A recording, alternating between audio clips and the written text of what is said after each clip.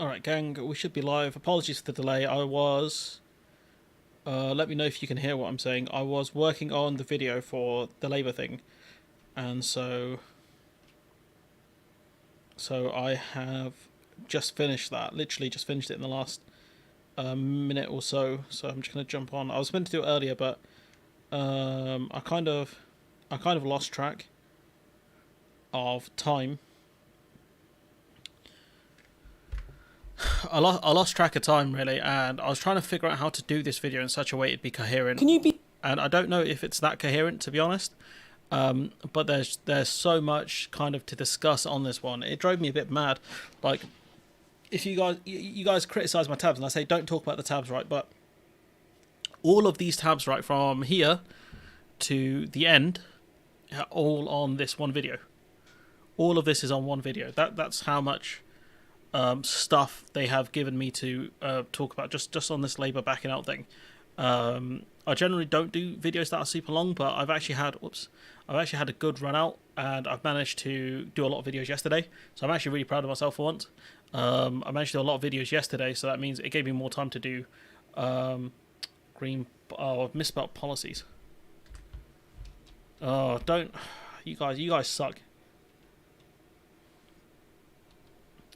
How the hell do you spell policy? One sec, I've misspelled policy. Oops.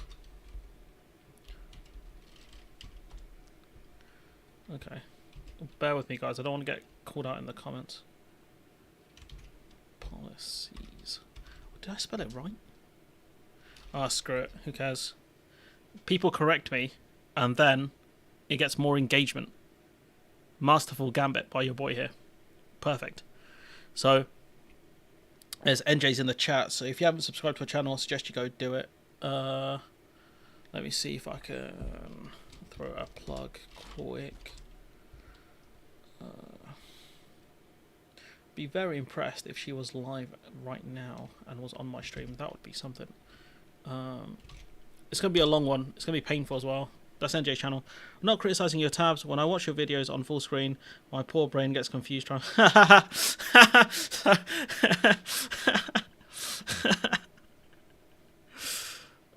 Yeah, no, I get what you're saying. I've done stupid stuff like that before. No, I've done... I can't remember what it is, the thing I do, but it's something very similar to that. So no, I don't blame you for that, to be honest. I think I tried to close something that was a video. So yeah, no, I've done dumb stuff like that. Ooh, Margin Blues uploaded something. I'll check that out later. The meaning is clear. Don't worry about the spelling. Give up. I hate spelling words. Words suck. They're the worst. Do you know what? I'll give it. It's going to bug me otherwise. Let's see if I did spell it right. No, it's fine. I think it's fine. We'll roll with it. I can't lie. I do love the new emotes I put up for the members. This is so much fun. Kai and Jack Outlet seem to be the two most popular ones. I can respect that. Yeah, protective text is worse. If my drinking's really loud, let me know. I'll just drink away from the microphone. There's a lot to discuss here, and I'm not sure what time I need to jump off because I promised my friends I'd be online later to play a game. So just bear that in mind, guys. It might be 7:30 it might be 7:30 at the latest. Those guys get real mad at me, but I don't blame them, to be honest, because you shouldn't be late when you make plans. That makes you a bad friend. So, if you don't mind, I'll be diving into the video. What game are we talking about? D&D? Just playing Dungeons & Dragons with my friends. I bought some more online games, but like they don't have them, so I'm just waiting for them. If they ever get it at some point, we can play. Like I bought Ready or Not. That looks quite fun to play online, so I'll be keeping an eye out to convince my friend to buy it. The problem is it's not going to come out on console. So that's an issue. But I bought Power World recently, so if anyone here plays Power World, let me know, because I can't lie, I beat the first boss, but I don't know what to do now. I guess I've just got to explore the world. I know you guys don't like the game stream, so I don't really do them on here, but I do miss doing those sometimes. It's quite fun. Playing Total War Shogun and discussing politics. Probably the peak of my life, especially when Kilo was there. I keep calling him by his stupid, like, his real life name. I should call him by his internet name. But, yeah. I call you by the first name I meet you by, so I won't refer to NJ by her name, because That's not the first name I knew her by. So yeah, anyways, without further ado, let's actually get into the stream. Let's get into topics. Unless anyone's got any questions they want to ask. But I'll get into the stream first, then we can answer stuff later. Can you be straight with voters let me and let me know if the audio is low as well on any of the clips I play. them that you have it looks fine on my end, but I just don't know. Decided not to pledge up to 28 billion a year, whether immediately or by the end of the next Parliament, into your green investment plan. You can't make that commitment anymore, can you? Well, the Conservatives crashed the economy and sent mortgage rates and the cost of government borrowing soaring, and that does change what will be possible for an incoming Labour government. But there's going to be at least one more budget on March the 6th, possibly another one later. So I want you guys to pay attention to the dates here, because I've just covered this video, but I want people to be aware of certain things, right? Let's look at the date on this one. So this is the 1st of February. Rachel Reeves is kind of pivoting on this. In the year before we get those final numbers of what I hope an incoming Labour government, if we win the election, would inherit. I understand that you want to wait for the next fiscal event or events, but it's pretty clear to me that up to 28 billion a year into green investment will not be Labour policy in its current form at the next general election. That's fair, isn't it? That's where you're at. What people need to know is that the fiscal rules are the most important thing for me. What? But I thought you were going to LeBron the fiscal rules. That's what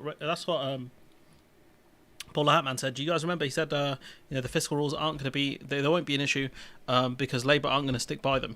They're going to realise in government that they can't stick by the fiscal rules.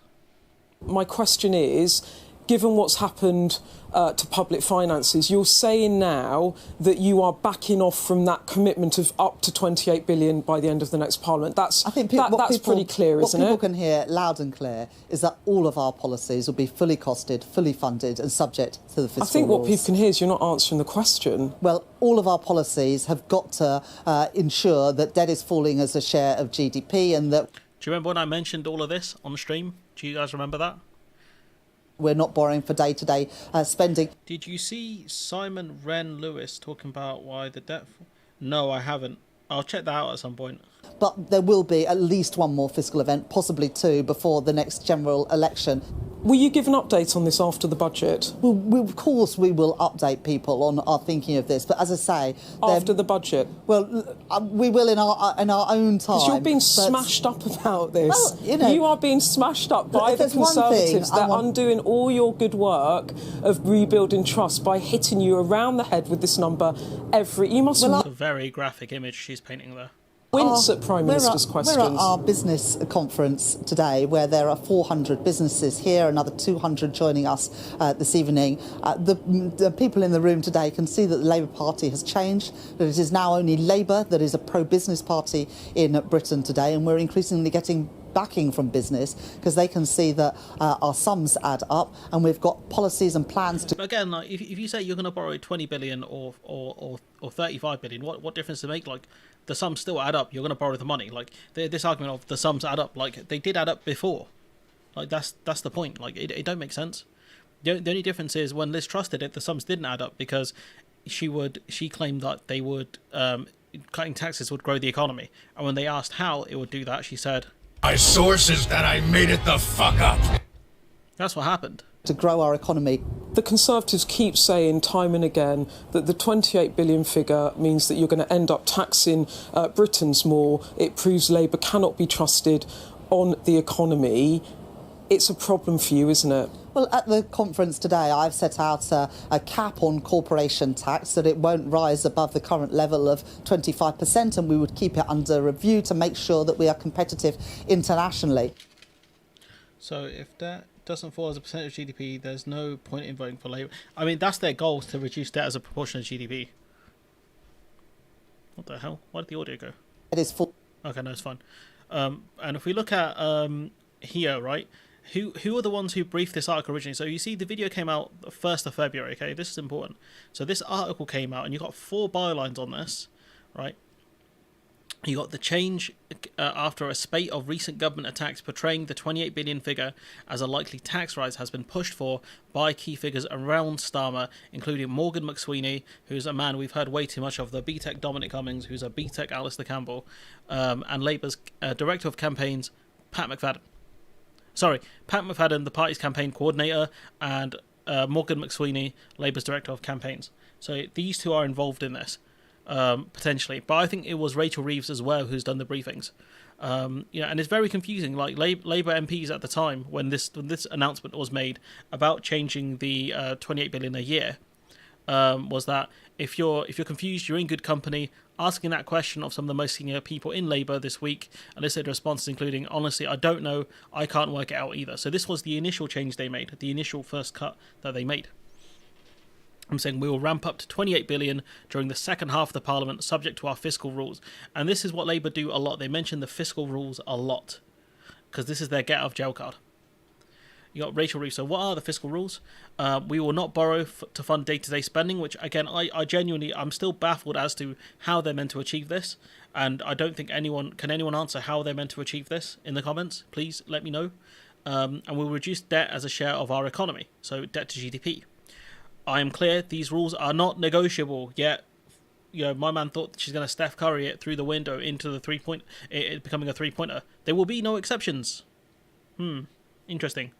But yeah, apparently this is a deception. She says we must grow our economy if we're going to improve living standards and have the money we need to invest in our public services, when you need to borrow to invest in order to improve people's living standards. Like you don't get one without the other. You can manage the money better, sure, but that'll only get you so far. It's much slower as well. Article from the First, and this from Phil. So this was I had it all timestamped beforehand. But I've gotten rid of the timestamps. Bear with me. About 3:54 for this one. Let's see here. This is where he makes himself look like an idiot. And a lot of resistance within the Labour Party. You ask anyone else in Labour, and it's like, oh yeah, maybe. There is resistance to the plan. And a lot of resistance within the Labour Party. Replacing the entire chamber is going to be tricky enough. Talk about the House of Lords. If he had the full Labour Party wind behind his sails, but he doesn't. If he tried to replace it in one term, he would not succeed. There's too many people trying to trip him up on it. So probably people looking to get a seat in the House of Lords, to be fair. Be making a manifesto promise that he could not keep. And then, come the following election, if he tries to say to someone, point to me a line that in the manifesto that I didn't deliver, they'll go, well, there's that one there, and then that one, and that I've one. Gone to the wrong time. That's what bomb-proof has been reported, that it's been dropped. It hasn't. The green pledge, the green spending. Been dropped. Labour are just wishing they'd never brought up this umbrella term. All of the individual policies which make up their green investment offer, such as Great British Energy, are still intact and still fully funded. We still don't know a lot about Great British Energy, I'll be honest. They want, for every pound they spend, they only get £3 back in private investment, but they're going to want a return as well. So it's a bit weird that. After the economic problems of last year, Labour changed their £28 billion a year commitment to an ambition. Now that still remains. On the same day that The Guardian published an article that's been widely shared that the policy had been dropped. So this is the 1st of February he's talking about. Based on anonymous figures in Labour, Keir Starmer, the actual party leader, was saying no, it's still in place. Obviously, all the useful idiots decided to believe The Guardian and their anonymous sources. Well, who was right, guys? Who was right? Was it the leader of the party? Or was it the leader of the party who was correct when he said that? Or was it the anonymous sources? Who was correct, gang? Answer me that in the comments. Rather than the actual party leader in a televised interview. Yeah, the PFI, yeah, less of that. We don't want to bring that back. So what is the actual truth? It is that Labour are basically going to split the Green Investment Plan into its constituent parts. They're all going to be in the manifesto. None of them are being scaled back. Labour are going to try and stop talking about this £28 billion aspect of it because the Tories keep using it to say that Labour are going to put up taxes. That is the reason for the prevarication. It's purely about the £28 billion figure rather than the individual investment scheme that make it up. It's just a change of rhetoric. The policies are all in place. I challenge anyone to say which policy has been removed or scaled back. It's a challenge, you say? You challenge us. Well, I can tell you the 28 billion has been scaled back and now it's around 5 billion a year. So, challenge accepted. Easy dub. Starmer talking about the U-turn, saying that he would much rather be straight with the British public rather than make promises I can't keep. Promises I can't keep. excuse me, is a banger. Great song by Mike Shinoda. Recommend you listen to that one. Really good. He goes, every family that knows that they've had to adjust their plans, we had to adjust ours. Comparing the household budget to the economy makes zero sense. Especially when the way to improve either one of them is completely different. Fraudulence of the highest order. Now we cut to Phil's newer video on this from within, I think it was yesterday he made this. It's actually a better video, but he blames the comms team rather than the policy or the politicians. Communications is such a crucial part of election strategy. This failure to address fundamental problems with it worries me for future elections, because the bigger issue yesterday was less the policy, although that is a concern for me. So he's not worried about them scaling back the actual promises and massively cutting the green investment. That's what I'm reading from this. He's saying it's not the policy that concerns him that much. It was the communications. Like, I can't say yesterday was a good day for the Tories. It would have been a better day for the Tories if Sunak hadn't messed up so badly himself. Well, apart from losing another donor to Labour. And today's front pages are full of the green investment U-turn, full of it, absolutely inevitable, of course. But it's not just the fact of the U-turn, it's the way they managed it was so embarrassing. Like, I sat and scrolled through the news and social media sites, as I do. He actually apologised for making a mistake today. Who's this? Yesterday, and I saw comment after comment about Labour's change of green investment policy. All very detailed. Oh, this is my opinion on this. This is why this is wrong. I'm thinking, Labour haven't announced anything yet. They hadn't announced. Oh, so he owned up to it. That's fair. That's fair. But again, when you come out with such a statement that Labour haven't backed out on it, despite evidence proving that potentially they have done with this article, right?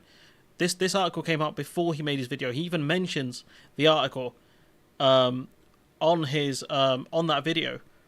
How can it doesn't make any sense.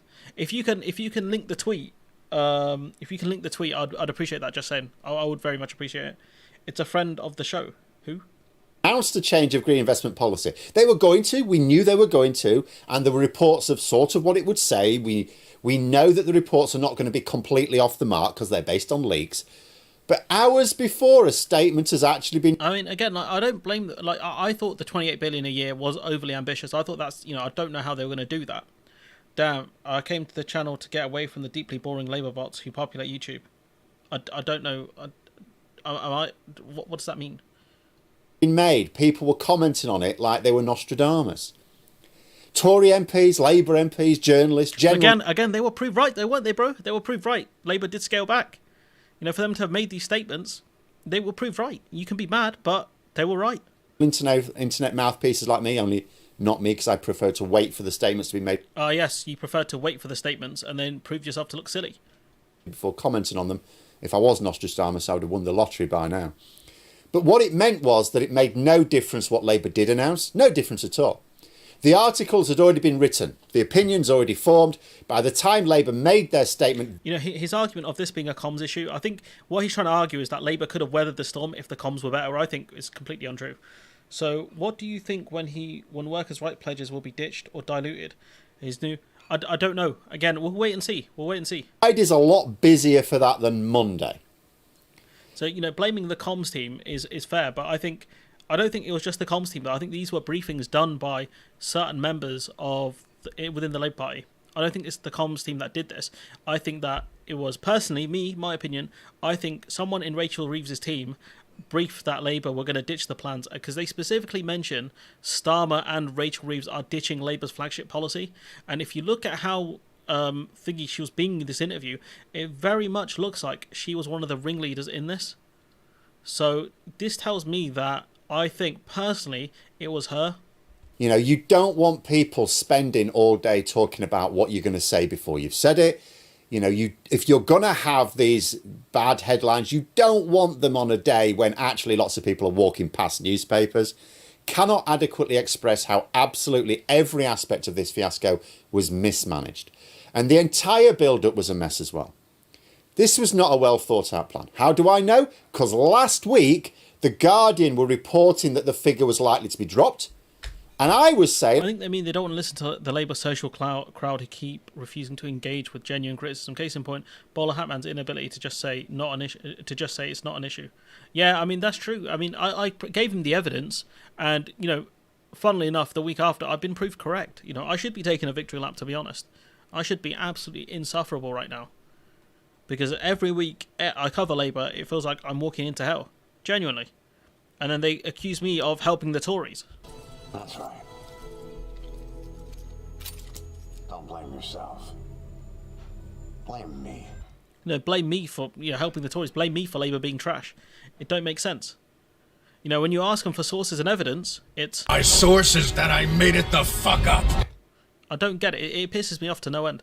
and hang on a minute, you're quoting a couple of anonymous sources here, but Keir Starmer said in an interview that the policy hadn't changed from last summer. Keir Starmer also responded to discussions... Which again, that's not true either, because... actually, that is true, yeah, sorry. Again, by saying that the investment was desperately needed just this week. Just this week. Shambolic for the leader of a political party to have made that recommitment if he even thought he would have to announce that it was being scrapped later that week. Didn't Phil say something about people being fed up with grand promises and getting nothing? I think he did, but at the same time, I think he thought this policy was a good idea. So he's always working back from his conclusion of Labour need to win. So them ditching this is good because people have gotten sick of it. Despite the fact that I think he backed the pledge originally, he said it was a good policy. So it don't make sense. This stuff and this is stuff I would look to talk to those guys about, but again, they hide themselves behind paywalls and other things. The only one who was brave enough to come out was Bowler Hatman, and you saw what happened to him. It was not good. Yes, exactly. If they listened to the criticism, they would be better for it. Because what happened was they got softballed in the media for years. Right? For the last couple of years, the media have been softballing Labour, not asking them the tough questions. Now it's game day. Now the media have decided... I'm about to kick this battle up a notch. The media have decided, let's look at Labour, let's pick holes in them. Let's discuss what they're about. And this lot are soft. They don't know how to deal with it. They've not been in training for the last couple of years. And so they're crumbling all over the joint. Because Starmer obviously wasn't trying to make himself look foolish, it can only mean that the policy was only adopted after a lot of arguments in the last day or two. Basically, as recently as the start of this week, Keir Starmer did not intend to make this announcement yesterday. It's the sort of roller coaster you've come to expect of the Tories. But not Labour. They've been quite steady in boasting a 20-point lead in the polls. Again, they haven't got... This is so dumb. They haven't got the 20-point lead because they've been steady. Like, we saw the whole fiasco with the anti-protest laws. Like, his arguments, again, they just don't make sense. They don't make sense because we have seen Labour do absolute nonsense over this, over the right to give EU citizens the vote. I mean, it's just mad. It's honestly, it's all right. Don't worry about being late. It's just madness. Absolute madness. This from Rayner talking about, pulling back on the policy and said that while the party would like to spend 28 billion a year on green investment, it would not be bound by an arbitrary number. So if it's the case, why have you set an arbitrary number? And the worst thing is they've done it again. They've done it again because they're talking about spending around 5 billion a year. Not lies, Phil, just sparkling deception. Jesus. I can't escape the nonsense these people spout. This from Alex Wickham, writes for Bloomberg. The two key strains in the Labour Party is that about, they need to stand for something. Not putting back in the cap for bankers' bonuses or the tax is ridiculous for them not to pull it back in. The dithering on sorting out or not sorting the 28 billion out sooner is ridiculous, honestly. You got Clive Lewis. This is the man. This is the person we could have had in charge of the Labour Party. This is the guy we could have had. It hurts. This one hurts. This one genuinely hurts. Instead of backing down, it's time for Labour to face down the Tories and win the case for public investment in the climate transition of 28 billion and beyond. And I 100% agree with him. Labour should have stanced up. They should have started throwing hands. But no. How do you want what? How do you want to... Reagan, I ain't gonna lie, yeah. That's a sus question.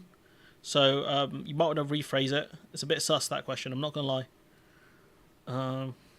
I ain't gonna lie. I don't have the relevant soundboard for this. But, Gary Lineker talking about no one seems to particularly care about the children's future, because this is... I'm talking ideals. It's about ideals at the end of the day, and Labour don't have any.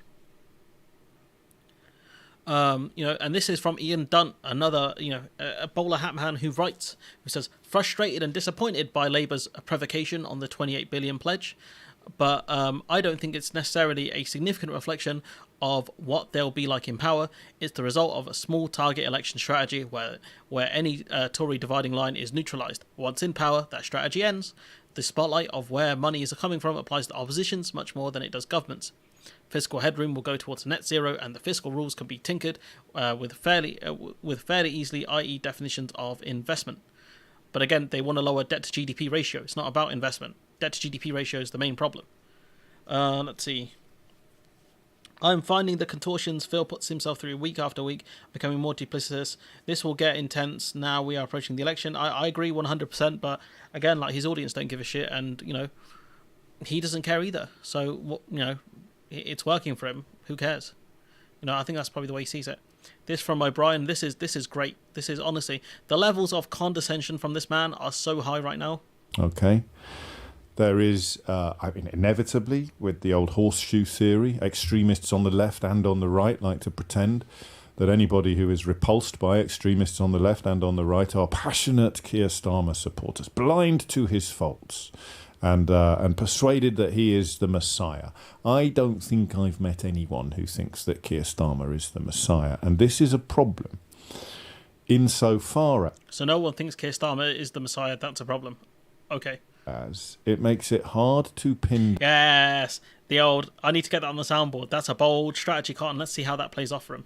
down precisely what he is offering, other than not Oh yeah, guys, give me a warning if the audio's low as well, actually, because I think it's a bit low. being the Tories. I think for millions of people, that's more than enough. And I think This is the kicker, guys. This is the kicker right here.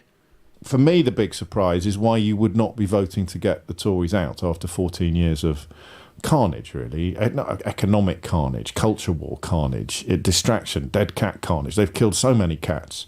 So did this not happen in 2019? Where was this energy in 2019? This idea of, we should just vote to get the Tories out. He doesn't say vote Labour to get the Tories out. He says, let's just vote to get the Tories out. Where was this energy in 2019?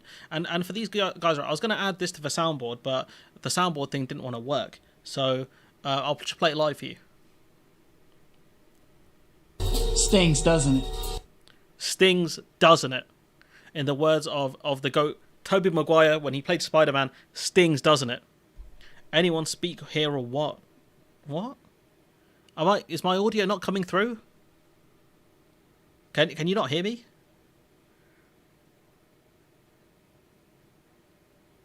Hi, Maria. Is my audio off? I don't know. Stings, doesn't it? Yeah. There we go. It's good stuff. John referring to chat. Oh, probably. That's you guys' job. You guys keep the chat alive, not me. Starmer defending his U-turn. I'm trying to think if there's anything interesting here, actually, because the clip wasn't great. This wasn't the clip I wanted. Starmer has insisted he had no choice but to ditch the 28 billion pledge. He defended the U-turn by claiming it's no longer affordable because the Tories had crashed the economy. But when you look at bond yields, right, again, it's obviously higher than it was, years gone by. It was obviously a lot higher than when Labour made the initial pledge, but it's gone down a decent amount since last year. So when Labour changed their pledge, it was in February. That was when they cut it down. So if we try and find February on here, it was around, around 3.5, right? That's when they cut their pledge initially. So you can say that makes sense. You can see bond yields going up significantly, right? Around where are we? This time, right? You see bond yields gone up. They cut down on their pledge. Okay, I guess. Either we need this investment. Now the bond yields are lower. They are climbing a bit, but I think they'll stay fairly low. Not low, sorry, around the 4% mark. So obviously, Labour to make this announcement when the bond yields have come down a fair bit makes zero sense. Suzanne is fine. You can carry on. Mother, so obviously no, but I still go on and on. It's no worries. You probably know more than Hat Boy anyway, so let's be honest now. And some of the other people in the space. And this for me is probably one of the most disrespectful statements I've heard from anyone in the media. This statement right here. I think there is a possibility, if everything goes... I despise anyone that opposes mass migration. The more places with diversity, with the more cuisine we get in, it's a win-win. It depends what cuisine they're bringing. ...as well, that he will be this generation's Clement Attlee. My man said, right? My man said, Keir Starmer could be this generation's Clement Attlee. Now let's look at Clement Attlee. Clement Attlee. Attlee's government also carried out their manifesto commitment of nationalisation of basic industries and public utilities. The Bank of England, the civil aviation were nationalised in 46, coal mining, the railways, road haulage, canals, the cable and wireless were nationalised in 47, electricity and gas followed in 48, the steel industry nationalised in 51. By 1951, about 20% of the British economy had been taken into public ownership. And let's also not forget that this is the man who played a large part in being the founder of the NHS. That's what Clement Attlee did in terms of nationalisation and changing the economy. You don't want Danish cuisine though. Yeah, you don't want Dutch cuisine either. I'm gonna try some of that Czech food. He could be this generation's Clement Attlee, and do you know what he bases this on? It's mentioned here somewhere. Ooh, have I? Who admires the state and who has quite strong views about the disrespect shown to working class people. He's a very different politician, and I think that Starmer will emerge if he's elected. But then again, as I said at the beginning, I am an incurable optimist. He might as well have said My this. sources that I made it the fuck up. Honestly, that's what you might as well have said that. Hot country cuisine. Oh, I don't know. I guess it depends if you class Far East Asia as a hot country, having hot countries. O'Brien asked why young people disengage in the political process. When a messenger pointed out to him that the youth vote had fallen dramatically since Corbyn, he dismissed it. Oh, well, obviously he did. It doesn't fit in with his narrative. All he wants is for Labour to win. We go back to fiscal rules, nonsense and boredom in this video here. They can't afford the plan anymore because of the state of the economy. So, Helia, does that stack She's up? saying that's what Labour are claiming. I don't want anyone to think she's making that claim. Oh. Well, the plan's been radically resized, or as Gary said, shrunk, and it now neatly fits within the fiscal rule to bring debt down within 5 years. That's something Rachel Reeves, as Gary said, has been very clear as a prime... I wouldn't say it's just hot countries, because you still have, like, the Italians. The Italians make some great food, and I wouldn't class Italy as a hot country. Priority. Also, the Spanish. You got the Spanish. Yeah, Scribby, if you link me the clip in Discord as well, that'd be good. The Spanish as well. Mediterranean countries have good cuisine. Starmer doesn't have strong views, just accept the focus groups and what man doesn't tell him true. By the way, it's the same rule that Jeremy Hunt sticks to. So it's great. We've got the fiscal rules that Jeremy Hunt sticks to. Okay. Bring up the chart behind you and zoom in, you can see under the current spending plans, debt is falling within 5 years. It's very small, though, just wafer thin, £13 billion of headroom, and that's the problem. No, wafer thin.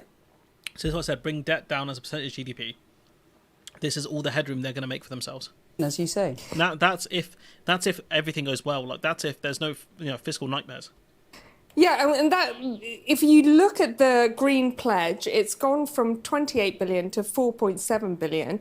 It's now that's massive. That's a massive cut. That's a cut of more than 30 billion. Keir, the next Attlee, not good for Palestine, West Bank, and Gaza. It was Attlee's Labour government that partitioned Palestine and did a run it before the Arabs could establish this. Yeah, I mean, Attlee did have flaws. Like there's no doubt in that. I'm talking from what he did kind of domestically, in terms of his policies. Not internationally, a lot of the politicians from the last century were complete trash on minorities and international affairs. I'll be honest, not many of them were good, especially British prime ministers. When you look at the Suez crisis, for example, complete nightmare.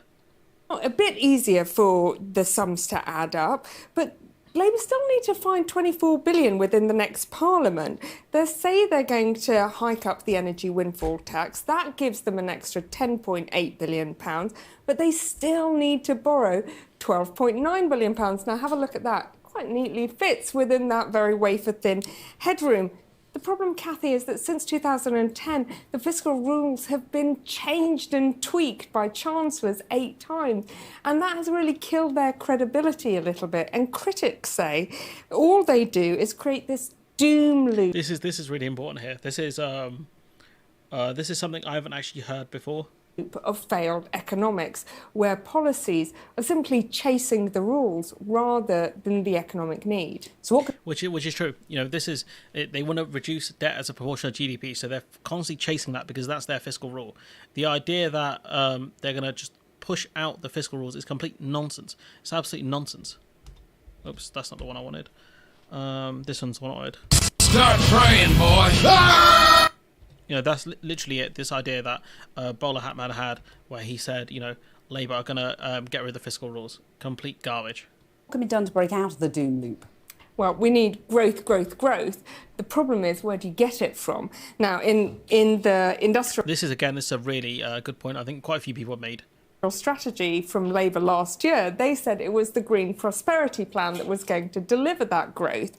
If you take that away, what do you have? Labour wants us to be the fastest growing economy in the G7. Well, we're currently... Good luck with that. Good luck with that. Second from last. And there's lots of talk about boosting the city and localism and universities, even doing Brexit better. But will they shift the needle enough? Well, Alex, let's turn to you for the... Yeah, this is complete garbage, honestly. Especially when... Not her analysis. Her analysis is really good. But, you know, in terms of Labour saying we're going to grow the economy via this green investment, now we're going to cut all the green investment. How are you going to grow the economy? It don't make sense. It doesn't make sense.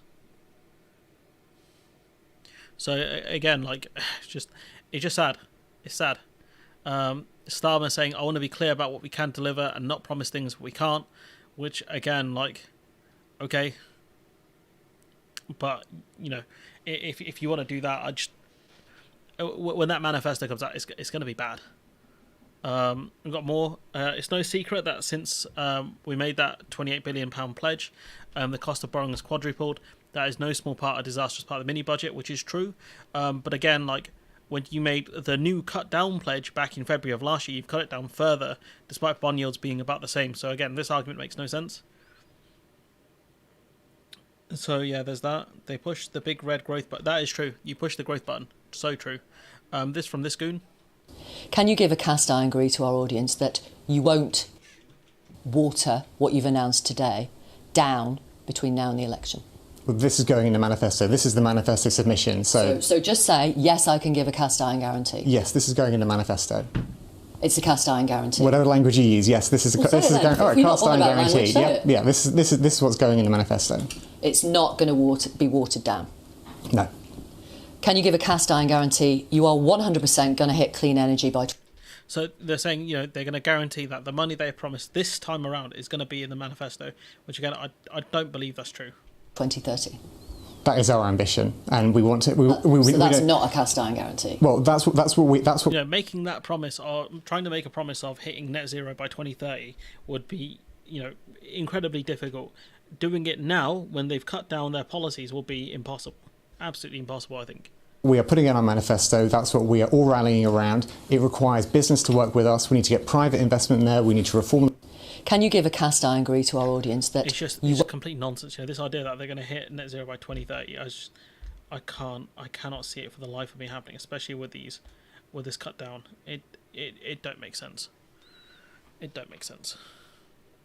What's with the cast iron guarantee? Yeah, but I think it's because Labour have backed out of this promise twice. So she's saying, can you actually guarantee it's going to happen this time? And that's why she's pushed it, which I think is a fair question to ask for a journalist.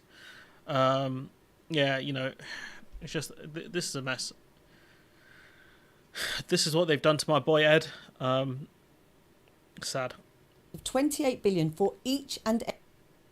You have gone in 2 years from a promise of 28 billion for each and every year this decade. Rachel Reeves emphasised that each and every year, to 28 billion by the end of the Parliament, to now around 4.7 billion. Was the 28 billion figure always nonsense? No, it wasn't. It was an ambition to invest across the economy. It was a pledge. It was a commitment. In green investment. I'm not sure why I got some doubling up of audio there, but it was a commitment. She's right. It was a commitment. And the truth is, as I've said, that the public finances have changed, have worsened. But as I say, my test. You have. Look how they massacred my boy. Look at this. Ed Miliband saying in June of 2023. Some people don't want Britain to borrow to invest in the green economy. They want us to back down. But Keir, Rachel and I will never let that happen. Britain needs this 28 billion a year plan, and that is what we are committed to. I don't know who. Maybe he's not talking about Keir Starmer and Rachel Reeves. Maybe Keir and Rachel are some of his mates down at the pub. I don't know. But this, no, this is bad. This is, he basically said, I guarantee it. Look, this is what we are committed to, and this was after. I believe it was after the trust budget, so it don't make sense. You can't blame Liz Truss for this. And we've got Spider-Man, two people pointing at each other who are saying the same thing. The interest we're paying on our debt, the interest alone, not the debt itself, just the interest we're paying on that debt, is predicted to be around £70 billion. Today, we spend more on debt interest than we do on running our schools. Is that what people work so hard for? That their hard-earned taxes are blown on interest payments on the national debt? The government are spending £70 billion more now than they were just over 2 years ago on debt interest. The interest we're paying on our debt... Interesting that John McTeeman, Blair advisor, was very critical. Okay, yeah, we'll get to him. I've got the clip of him. So here we've got David Cameron and yassified George Osborne, as NJ would say if she's still here. It's true. And again, this from Beth Rigby saying there will be plenty of Labour, plenty on the Labour benches who think Labour should have stuck to their 28 billion, but for Reeves and team, they simply don't want to give the Tories a stick to beat them with in the run-up to the election. So what we can gather from this is that it was probably Reeves that did the briefing. And based on everything that we've kind of seen from this, I would put my money on Rachel Reeves' team being the ones who leaked the information. But for some reason, they're blaming someone else. And we'll talk about that in a minute. But we've got this from Clive Lewis. For the last 15 years, we've been following an economic orthodoxy, which is that you obsess about the debt to GDP ratio and you cut public spending. And it has comprehensively failed. That's one of the reasons why Labour are in such a good position at the moment. People are sick and tired of the fact that public services don't work and there is a fundamental lack of investment in productivity. And this is where guys like Phil and I think a lot of the Labour social guys or gals really annoy me because they say, oh, Labour got this 20-point lead. It's like, yeah, because the Tories have given it to them by being complete goons. And other things that we need for our economy to function properly. Yeah. So the choice for Labour was to increase that investment and forget about the 1.5 degrees, forget about the climate crisis, forget about energy security, and forget about jobs for young people and people in other sectors. Just change the direction of travel on the economic orthodoxy and start to invest our way out of the hole that we find ourselves in. But I think many of us were making the argument in a very friendly and collegiate way. Don't be funny. Don't be nice to them. They don't deserve it. Don't be nice to them. That actually, when we get on. The last decade and a half have been growing debt without improving public service at all. It doesn't change much. It doesn't change much investment to change that. That's true. On to the other side of the general election, if there is a Labour government, then we will need to reconsider this fiscal rule. We need to talk about redistribution, about wealth taxes, and about thinking how we can raise that money. The world is becoming an increasingly unstable place. We've now breached 1 point. Everything you're saying is true. This is the person we could have had. This is the person we could have had. You got this from... did I scroll up on this? Wonder why I did. This from, again, Alex Wickham, who talks about, the Tories being mad about stuff, about what Sunak said about Labour not knowing what a woman is, despite, the situation with, I think her name was Brianna Gray, the girl who was, the trans girl who was murdered, because of who she was. I mean, it's just shocking from them, to be honest with you. There it is. Plotter saying number 10 wanted first 6 weeks of the year, no message other than banning vapes, no poll improvement. Yep, let's go. Enjoy that. Labour are not a happy ship either. Sue Gray told off shadow cabinet aides over leaks. Starmer chief of staff warned teams to stop Starmer chief of staff, which is Gray, warned teams to stop behaving like bickering Tories. Clive Lewis did run. He did run. He just didn't get the support he needed from MPs, I think. She urged senior aides to find who's responsible for spilling the 28 billion. Well, you won't have to look far because she's got the Karen-style haircut. Is that a slur? Nah. Maybe I won't say stuff like that in future. In a sign of discontent in the shadow cabinet, some privately pointed the finger at Ed Miliband ally Lucy Powell. Why they blame Lucy Powell, I don't know. How long on? Been going for about just over half hour? No, 48 minutes I think I've been going for. Others accuse pro-Rachel Reeves fiscal hawks of trying to bounce to announce Dithering, Starmer and Lotto. And I think that's what happened here. I think they forced the announcement. Rochdale candidate asked Starmer not to come to City after receiving overwhelming condemnation over Gaza stunts. Yeah, that doesn't surprise me. And this is the bit where I got really annoyed. Some Labour officials believe Ed Miliband would not have accepted the slaughter of his personal project without a belief it could be revived, at least in part once the election is won. So one of the aides apparently saying, "Shut up until the election. Decide what to do in office." This is how colleagues are spoken to. Elected officials being put down by aides. Genuinely, just wow. This from Ben Chu, actual economics expert, I think. Ditching the target 28 billion figure for the last year Parliament would have been one thing, but Labour has gone today much further, setting out how much public money they would spend on clean energy. The total would be 24 billion over the Parliament. So that's half of this will come from enhanced windfall tax. So additional borrowing over 5 years will be 13 billion or 2.6 billion in the final year. That reduces the ability of Conservatives to claim Labour will put taxes up, but they'll still claim it because to the average person, £2.6 billion is just a ridiculously high number. Once you go over a million, I think anything above that, everyone's like, "Wow, that's so much money." That's why when the Tories are like, "We're going to spend 100 million on schools or whatever," everyone's like, "Wow, that's so much money," and you're just like, "But per child, it's not a lot." So this is the problem. It doesn't matter if Labour say we're only going to borrow 2 billion; they're still going to look stupid. So again, where has it gone? That severely reduces the ability of Conservatives to claim that Labour would have to put up taxes after the election to meet its fiscal rules. So arguably has political benefit, possibly. Well, to be perfectly clear, how is Labour supposed to know what they're dealing with until they walk into the room that the Tories have messed up with? What does that... You do realise we have OBR forecasts?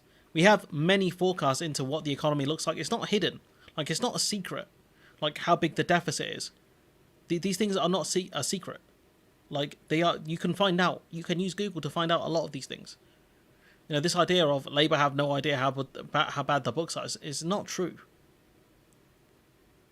Like, we know how much the growth figures are. It doesn't make sense to make that kind of statement, honestly. If it was the case the Tories could hide the performance of the economy, they'll say everything's going great. We've got growth out the wazoo, but that's not how it works. It's a problem of government almost everywhere they look at costs but fail to see the long-term benefit of spending when investment is true. True. We go on. Let's see. Keir Starmer performs biggest U-turn yet to drop 28 billion green albatross, and Stephanie Kelton saying the albatross is the deficit myth, which is true. Again, actual economist. This from Starmer. Since we announced the 28 billion, the Tories have done terrible damage to our economy, not just the Liz Truss budget, but also now the government briefing that it's going to max out on the government credit card. Oh no, the government has a credit card apparently. We've heard this before from... can't find a YouTube clip, although we've tracked the comment about the youth vote according to James O'Brien project. Can't be found. Okay. This idea the government have a credit card is ridiculous. It's absolutely ridiculous. We have very highly rated bonds. Like, wow, this is what Laura Kuenssberg said during COVID. The government's maxed out the credit cards. This is complete garbage, absolute garbage. I mean, not just the Liz Truss budget, but also now the government briefing that it's going to max out on the government credit card. Reckless, but I have to anticipate the circumstances as they are now, not as I'd wish them to be. Just mad, like pushing. This is literally the arguments like David Cameron and George Osborne would use back in the early 2010s. In that general election, that's what they said. That the Labour Party are bad with the finances. They've maxed out the credit cards, and it's just wow. It's just, how have we not moved past this as a country? Like, how do we still believe this nonsense? How do you expect to grow your business? Yeah, it don't make sense. Not the Tories is clearly the campaign slogan. Yeah, I think evidently red, not blue. And this guy, this is where all the answers lie. This is where all the answers are from this goon right here. Josh Simons of Labour Together, who I think were one of the groups instrumental in getting Starmer elected as Labour leader, right? Saying this. But now does it not make him look... And so, just to caveat this, right? So if we look at it was around the 8th, right? This is when the policy actually came out. I think it was the 8th of this month that we actually knew what was going on, right? And listen to what this goon had to say on the 7th of February. Due to this year being an election year, there'll be weekly, monthly, quality group meetings with civil servants and others in the government. So if there is a change in government, there is integration. True. Like, Mr. Cautious. This is funny. This one here. This was the big, bold policy announcement. Well, look, the Tories love this flip-flop line, but the truth, we poll the voters all the time. The target voters Labour need to win. They have not noticed the flip. Have you polled the other voters, like general voters or Labour, general Labour voters who Labour will need to come out to vote? And they have not noticed... Well, not yet. They're about to notice a very, very big flip. Well, what they will notice is what Labour's stance is when we get to the general election campaign. But wait a minute, you've got... the first... What do you mean there's not much left on the credit card? There are countries that have higher debt to GDP ratios that are still borrowing to invest money. Macron recently borrowed, I think it was... Let me pull out the article quickly, because France's debt to GDP ratio is higher than ours.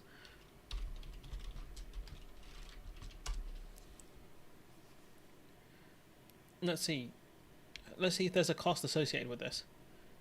Oh, I don't care, Guardian. I'm not going to sign up for your thing.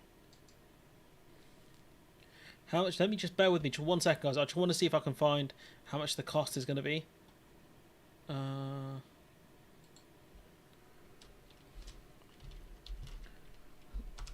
This is great viewing. If all shares are convertible bonds owned by minority investors are tendered, the state will pay 9.7 billion euros, including transactional costs, to nationalise EDF. France's debt to GDP ratio is higher than us, yet Macron is borrowing money to nationalise EDF. How does that make sense? Yeah, Japan's a weird case, to be fair. Japan's a weird case. So this argument of, oh no, we've maxed out our credit cards, complete garbage. It's complete garbage. It's economic illiteracy to the highest order. Like, you should read about Keynesian economics. You should read about what he's actually said about how to recover. It's one of the things that Americans did during the Great Depression. You had investment in things like the Hoover Dam, creating jobs. Just madness that people still believe this stuff. Madness. Economic illiteracy of the highest order. I saw Graham Hughes pushing the same nonsense about maxing out credit cards and all this stuff. It's like, bro, do you not understand economics? Are you just a Labour stooge? Or, what's your understanding here? Have you not done any reading whatsoever? It's just, wow. I don't get it. I don't get it. It's just endless frustration. Might as well say again. My source is that I made it the fuck up. You think we're a poor country. You think we are a developing country. Or a country in the global south, the way people make these arguments. It makes sense that... it makes sense in that the money borrowed is for internal investment that will help the people. Exactly. Oh, Japan said it's mostly held by Japanese citizens. That's interesting. First question will be, okay, what remains? Is it clean steel? Is it insulating houses? What stays and what goes? Well, and there's a really clear answer to that question, which is the mission stays. Clean power by 2030 stays. But again, that's a goal. That's an ambition, as he said. The ambition is clean energy by 2030. How are you going to achieve that goal? How are you going to achieve it? It's just these people are driving me nuts. Nuts. Like... okay, that's a good goal, 2030, right? You've just scaled back your big investment plan for green energy. How are you going to achieve green energy by 2030 or net zero by 2030? How are you going to do it? That's the how. We know the what. We know the what. How are you going to do this? Going to make me lose my hair. Like, I'm going to go bold. I'm going to turn to Wilson Fisk at this rate. It would be mad for a credible Labour government to stand in front of the British public and say, we will stick to a number, come what may. Do you know what's funny? Labour drop a figure and instead will spend 23.7 billion over the next Parliament. So if this is true, which the party say will spend 23.7 billion on environmental schemes, right? So apparently that's madness. to the British public and say, we will stick to a number, come what may, to achieve that mission. They've literally said they're going to spend 27 billion over the Parliament. They haven't said come what may, but they've said this is how much they're going to spend. So I guess that's madness as well, apparently. Let me play it again. Stand in front of the British public and say, we will stick to a number, come what may, to achieve that mission. And I don't think anyone's asked that. You know, when Labour said we're going to try and reach this figure of 28 billion over, in the last year of government, that's fine. That's good. The only problem I have with it is that you won't get the return on investment that you are seeking. So you're gonna push essentially the debt up without getting the return on it, which is dumb. You should be doing it earlier on so you can get the returns quicker. The public doesn't understand economics, and until Labour can get into government, they can't do anything. Oh my God, fucking hell. How are the public supposed to understand about economics when Labour and other people keep pushing the nonsense? Please explain this. I fail to see the logic here. Senate. The price to pay for power. I genuinely don't get it. Unless Labour come out and say, look, economic orthodoxy has to change here. How are the public supposed to understand? Brexit made borrowing more expensive. It dropped our credit rating several times, but you do not have to borrow to increase revenue to the exchequer, which is true. You can increase taxation. That is another tool you have, which is true. But Labour have ruled out increasing taxes. They've ruled it out. No one pertaining to the percentage of Muslim vote. What? Why are you guys talking about the Muslim vote?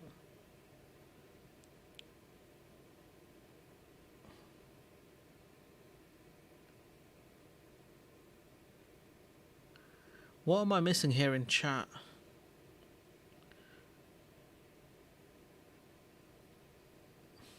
Anyways, you can't. How do you expect the public to understand something if you refuse to educate them? Can you explain that?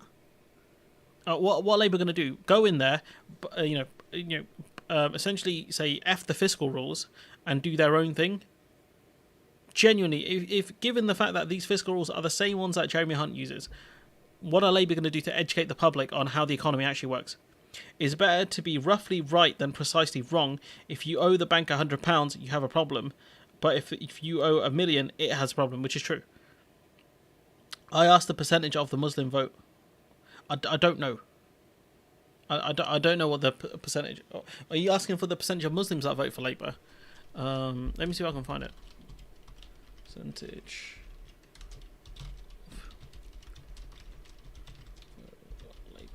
Why is that?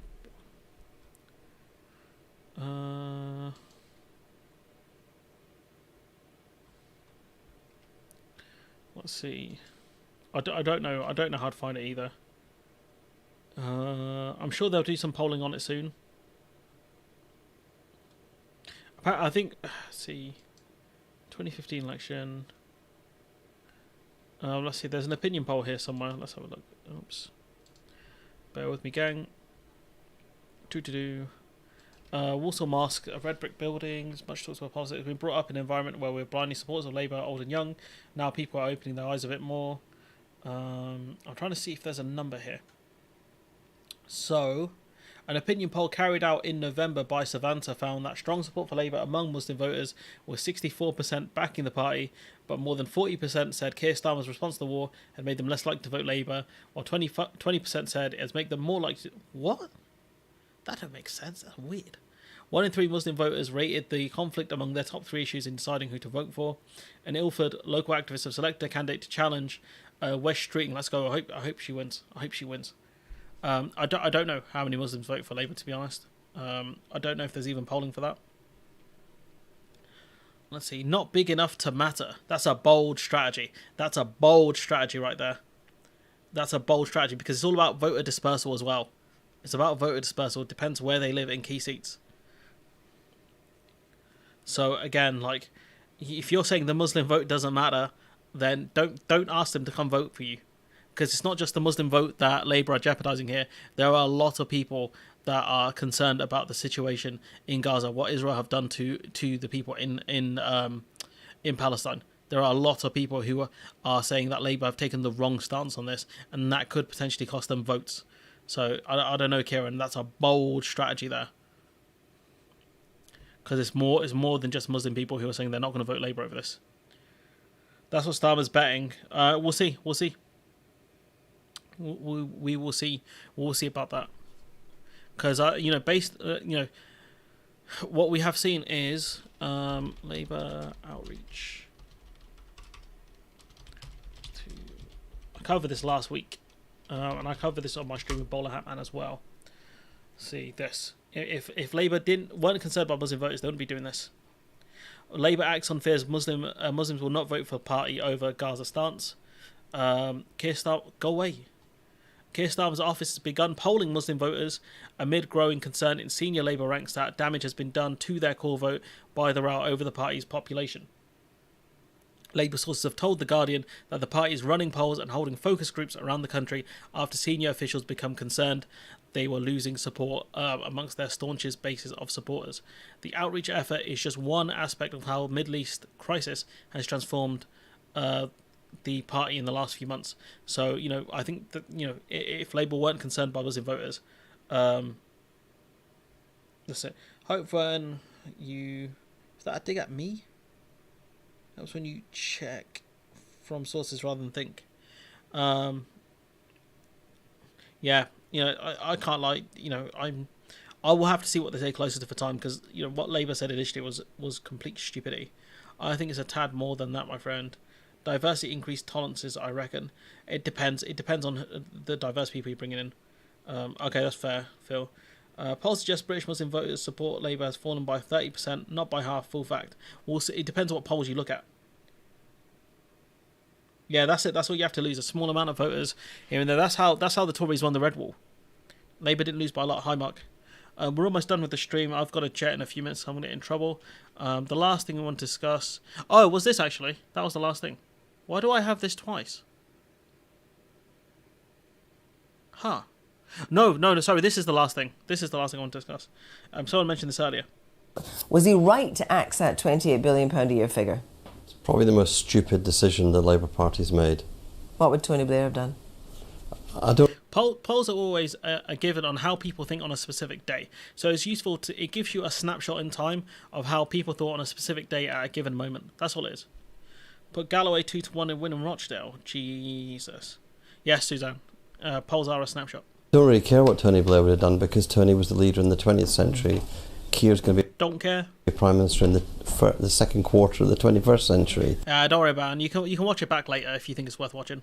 This is a decision that we have to make now to decarbonise our economy. And it's one which stands for a purpose, a great purpose, a grand purpose. Great parties have great causes.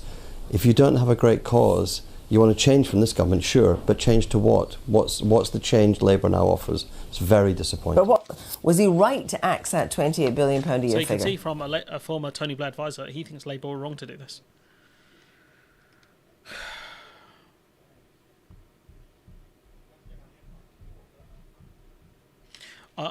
He thinks they were wrong to do this. So, again,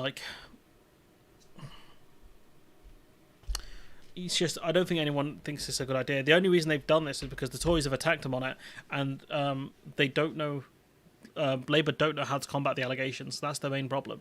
This is not just a failure of communications, of comms. This is a failure of the party as a whole, because they had a good policy and they couldn't defend it from the Tories, and so they vacated it. This is the problem. This is what they have done. This is why this has happened, in my opinion anyways. I don't know if EdJ's still here, but I wonder if she would have a different kind of take on it. But in my opinion, why Labour have abandoned this pledge. Sunak is making Labour's manifesto. It's very true. It's very true. The way I see it is, Tories have thrown a jab at Labour and they've completely flinched. And they've given up the ground that they had. The idea of Labour having 20 polls because they're doing the right things is one of the most ludicrous arguments I've ever seen in my life. It's as stupid as the argument as when Rishi Sunak said that the Tories dealt with inflation by doing nothing. That's how stupid the argument is. Yeah, I think it was stupid to put a fixed number on it. They could have said a percentage of GDP or something like that, I guess. Like our NATO commitment is 2% of GDP. They could have said we're going to spend 0.5% on green energy or something like that. or 1% of GDP. I don't know. They could have said let's see what the UK's defence budget is. How much GDP does the UK spend on defence, right? So we spend 2.3% of our GDP on defence. So what Labour could have said is we're going to spend 1% of our GDP on defence, and that doesn't sound like a lot. 1% doesn't sound like a lot. That's something they could have done. Put a link. No Justice. Put your link in. I think I also. I did put NJ's link in earlier. I'll do it again. There you go. Boom.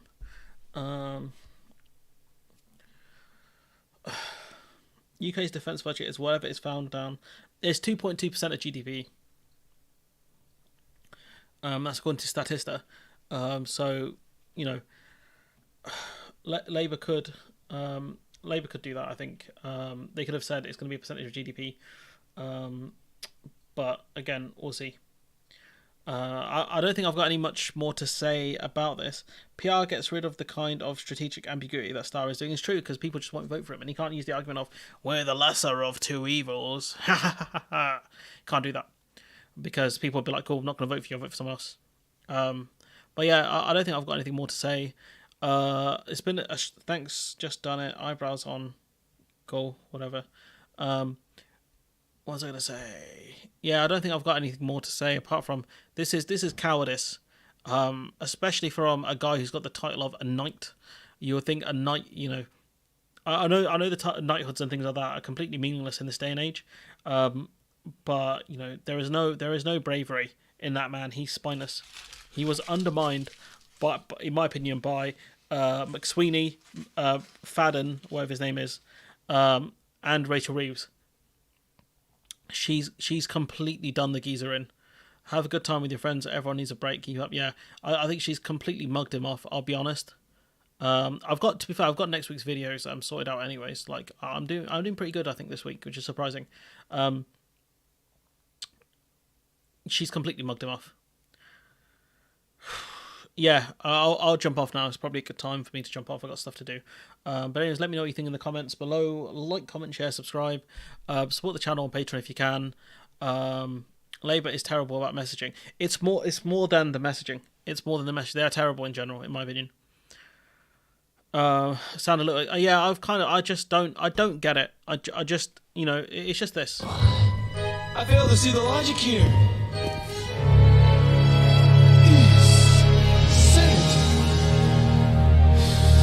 Price to pay for power, because it's like this, right? I can talk about the stuff Labour do well. Yeah, I have done that in the past, but then when you've got genuinely good policies, you just think like, okay, is this going to last? You cover it, okay, fine, and then they pull back on the policy, and you're just like, what was the point? Every time I cover Labour, it feels like just walking into hell. Genuinely. I've got MGS clips. I've got MGS clips for days. I've got that one. I've got Venom Snake walking. I've got Venom Snake smoking the pack. I've got the game over screen. I've got all the MGS clips. This is me at the end of the debate with Bowler Hat Man.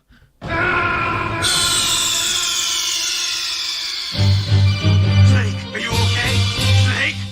Snake? I do love the violins in that one. That one's an MGS clip. That's right.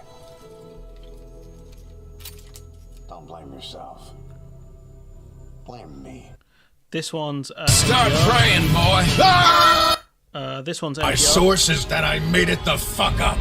And that one's MGR as well. I'm talking ideals. So yeah, I've got all of them. I've got a variety for the people. But yeah, I think at the end of this, it's not an issue. I was proved right in the end, I think. Yeah, honestly. My sources that I made it the fuck up. Honestly, it's just so great. But I think honestly, like, it's been a week. It's been a long week, and I think certain brothers got smoked. I'll be honest. I think certain brothers got smoked because they were talking absolute nonsense.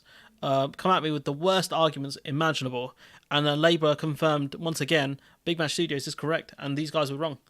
So, in honour of those brothers, we split the pack. In honour of those people, honestly, because they're just full of garbage, complete garbage. Using arguments they don't have sources for, arguing on faith. this is who they are, and that's fine if you want to be that. But don't criticize other people. Don't criticize other people when you're wrong. Phil's chat is off to make them cry. Are you a member of that channel? God damn, Phil. God damn. Anyways, give them a cardboard boxed. Honestly, I don't know. Let's see if there's anything good. If there's anything good in there, let me know. They hate you. Why did they let you on the stream then? Why did they let you on there? But yeah, if there's anything good on there, let me know. I don't know if you're on Discord, but if you are on Discord, let me know. See you later. Yeah, non-reflexive, non-critical left is called match. I don't know. This stuff is tiring some days. I'm not gonna lie. Just because it's a game full of clowns, really. As you know, for the most part, anyways. Most of the other people in the space, bar a few, are just clowns, honestly. And fair enough. You know, as much as you want to do this, Assembled all. Exodia, it's not possible. No one's ever been able to call. Obliterate. I need to fix that one up, really. But you know, as much as you want to say Exodia obliterate on these people, it doesn't matter. But at least I know I'm one of the best in the space, hands down, and I can genuinely play this clip without any irony and say to these people, I don't miss.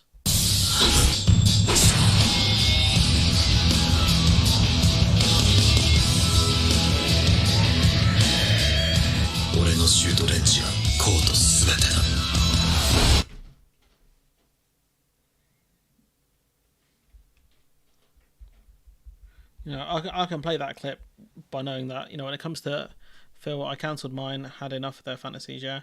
At least I know when it comes to this stuff, you know, this might be one of the few things I'm good at, but as I've said, you know, at least I'll argue for what I believe in. This lot, you know, can guys like Phil and Bowler Hatman, Graham Hughes, and all of these other people, can they really argue that they are arguing for the things they believe in? Genuinely? I don't think so. But yeah, anyways, let me know what you think in the comments below. Like, comment, share, subscribe. Support the channel on Patreon if you can. And hopefully I'll catch you in the next one. Okay, this time I'm serious. Bye-bye. I'm going to get in so much trouble.